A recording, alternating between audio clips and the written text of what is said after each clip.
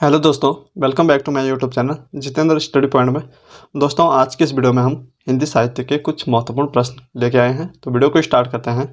प्रश्न नंबर 1 है, किस युग को आधुनिक हिंदी कविता का सिंहद्वार कहा जाता है? तो किस युग को कहा जाता है? भारतेंदु युग को। प्रश्न नंबर 2 है, द्विवेदी युग के प्रवर्तक कौन थे? द्विवेदी युग के प्रवर्तक कौन थे? महावीर प्रसाद द्विवेदी। प्रश्न नंबर 3 है, हिंदी का पहला सामाजिक उपन्यास कौन सा माना जाता है? हिंदी का पहला सामाजिक उपन्यास कौन सा माना जाता है? भाग्यवती। प्रश्न नंबर 4 है, सन 1950 से पहले हिंदी कविता किस कविता के रूप में जानी जाती थी? तो किस रूप में जानी जाती थी? प्रयोगवादी के रूप में।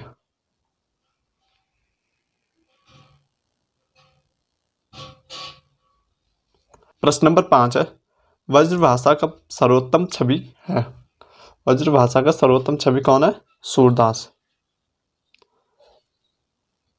प्रश्न नंबर 6 है, आदिकाल के बाद हिंदी में किस साहित्य का उदय हुआ? आदिकाल के बाद हिंदी में किस साहित्य का उदय हुआ था? भक्ति साहित्य का। प्रश्न नंबर 7 है, निर्गुण भक्ति काव्य के प्रमुख छवि हैं? निर्गुण भक्ति काव्य के प्रमुख छवि कौन है? कबीरदास। प्रश्न नंबर 8 है, किस काल को स्वर्ण काल कहा जाता है? किस काल को स्वर्ण काल कहा जाता है? भक्ति काल को।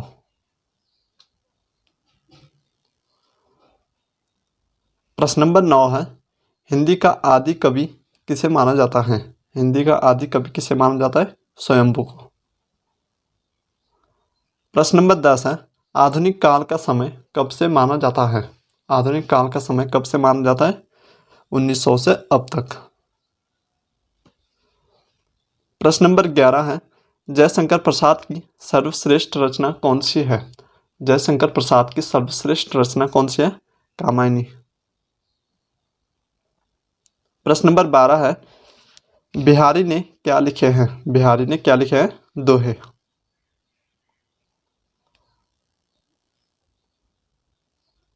प्रश्न नंबर 13 है, कबीर किसके शिष्य थे? कबीर किसके शिष्य थे? रामानंद के।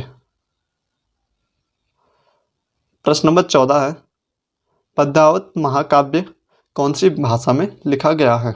कौन सी भाषा में लिखा गया? अवधी भाषा में। प्रश्न नंबर 15 है, चप्पू किसे कहा जाता है? चप्पू किसे कहा जाता है? गद्य और पद्य मिश्रित रचनाओं को क्या कहते हैं? गद्य और पद्य में लिखे गए जो मिश्रित रचनाएं हैं उन्हें चप्पू कहा जाता है। प्रश्न नंबर 16 है, कलाधर उपनाम से कविता कौन से कवि लिखते थे? कलाधर उपनाम से कविता कौन से कवि लिखते थे? जयशंकर प्रसाद। प्रश्न नंबर 17 है, रसनिधि किस कवि का उपनाम है? रसनिधि किस कवि का उपनाम है? तो किसका है? पृथ्वी सिंह का। प्रश्न नंबर 18 है, प्रेमचंद के अधूरे उपन्यास का नाम क्या है? प्रेमचंद के अधूरे उपन्यास का नाम क्या है? मंगलसूत्र।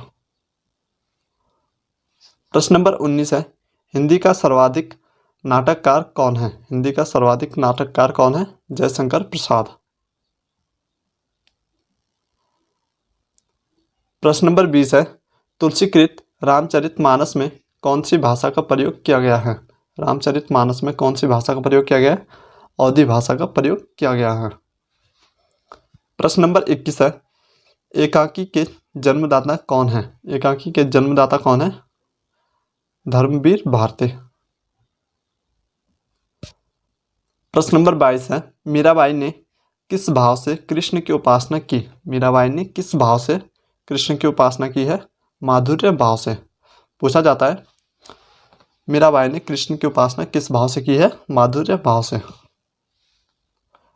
प्रश्न नंबर 23 है, रामचरितमानस का प्रधान रस है? रामचरितमानस का प्रधान रस क्या है? शांत रस।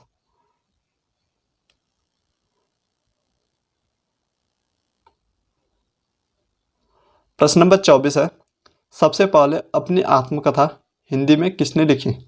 सबसे पहले अपनी आत्मकथा हिंदी में किसने लिखी थी? डॉक्टर राजेंद्र प्रसाद ने। प्रश्न नंबर 25 है, हिंदी कविता का पहला महाकाव्य कौन सा है? हिंदी कविता का पहला महाकाव्य कौन सा है? पृथ्वीराज रासो। प्रश्न नंबर 26 है, हिंदी के सर्वप्रथम प्रकाशित पत्र का नाम क्या है? हिंदी के सर्वप्रथम प्रकाशित पत्र का नाम क्या है? उदंड मार्तंड।